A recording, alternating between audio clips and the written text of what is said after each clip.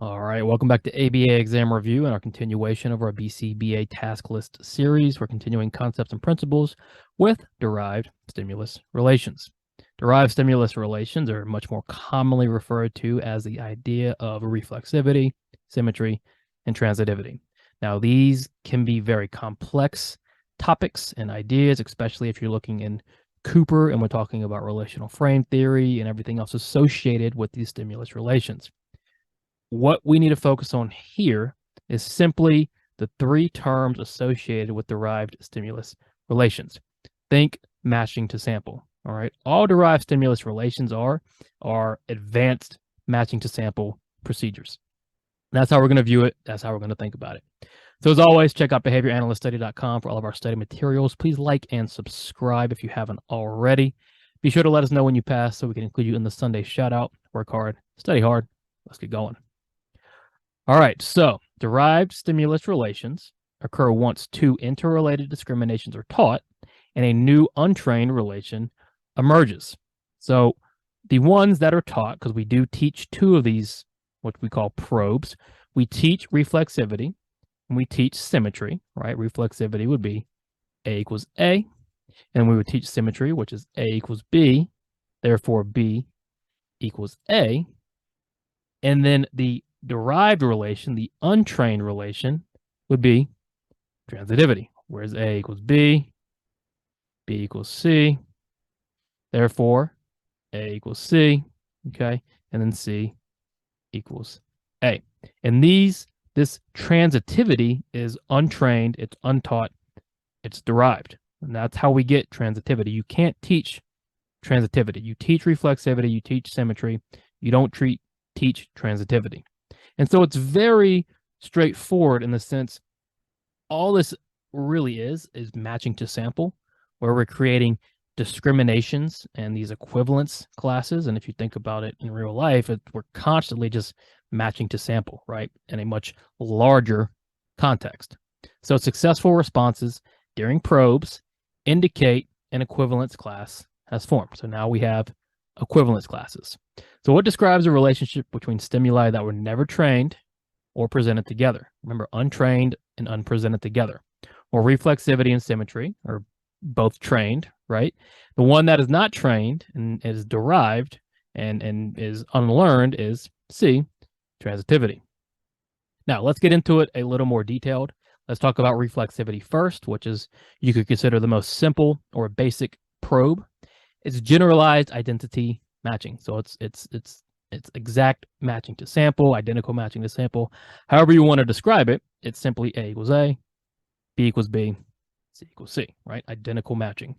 So for example, after training in the presence of a B2 sample, so we have our B2 sample, and a field of B1, B2, and B3, which one are you going to choose? Or which one is the learner going to choose?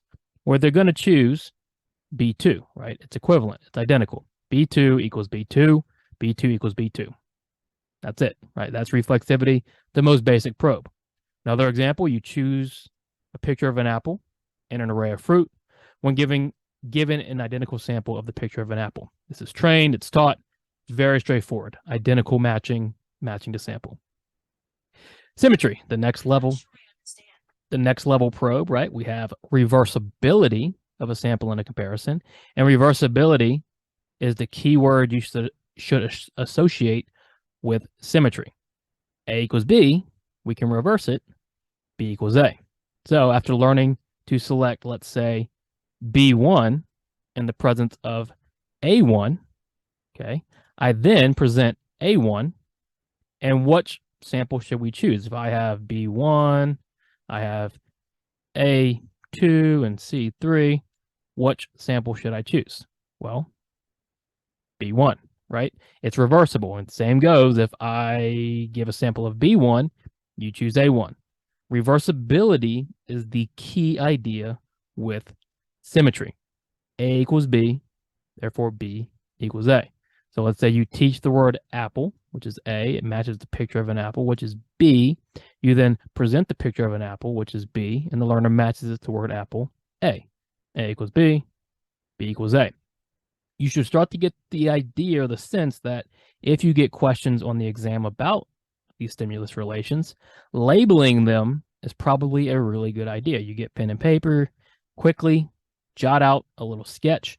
It's going to make it so much easier. And once you do that, and once you understand it on that level, these become very, very simple. So, what word or words should you associate with symmetry? A, reflexivity. Well, of course not, right? That's its own probe in itself. B, reversibility. Absolutely. C, response generalization. No, we're just matching A to B and B to A. And then transitivity, which we're going to talk about now. So again, symmetry is reversibility. Finally, transitivity. This is our final probe, right? The highest probe we get. Relationship between stimuli that were never trained or presented. That's the key. These aren't trained. These aren't trained or presented. So if A equals B and B equals C, then A equals C and C equals A. So we still have our reflexivity, right? We still have our symmetry, okay? And then we have our transitivity, okay? And then we have a equivalence class, a derived stimulus relation. This is the equivalence test.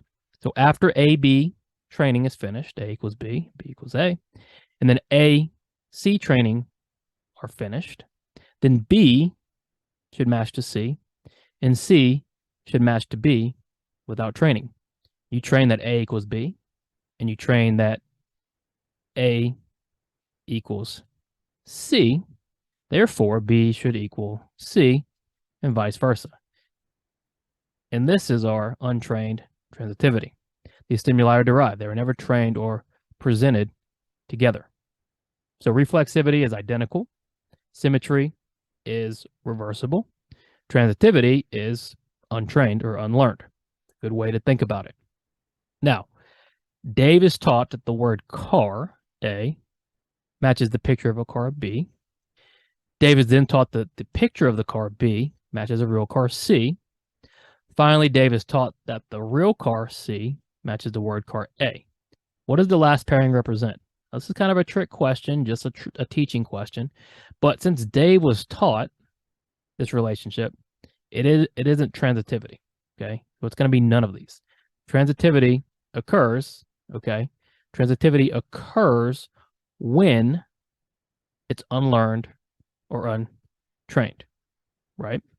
Now, if you teach A equals C, and then Dave is able to match C equals A after training, it might be considered symmetry, okay? But he'd have to demonstrate first that the A equals C, C equals A reversibility, right?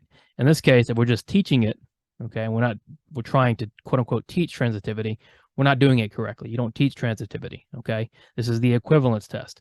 I've taught you A equals B, I've taught you A equals C, I've got all these stimuli. Now, can you equivocate those where now B equals C and then C equals B? So that's transitivity. That's our simple explanation of derived stimulus relations. And that's how you want to start thinking about it. Label these things, okay? Label these things. Think identical, think reversibility, think untrained, right? And then you start pairing these words together, and then you can start thinking A equals A equals B, B equals A, and then we can throw in our C, right? A equals B equals C, right? And there's all coming together. Okay, you've got to simplify this stuff, and you've got to teach it to yourself in a way you're going to understand. Trying to be overly technical and memorize all the technical ins and outs of it, it's a really tough thing for a lot of people to do. You want to learn it in a way that you're going to understand and remember. As always, check out behavioranalyststudy.com for all of our study materials. Please like and subscribe. Let us know when you pass so we can include you in the Sunday shout out. Work hard, study hard. See you soon.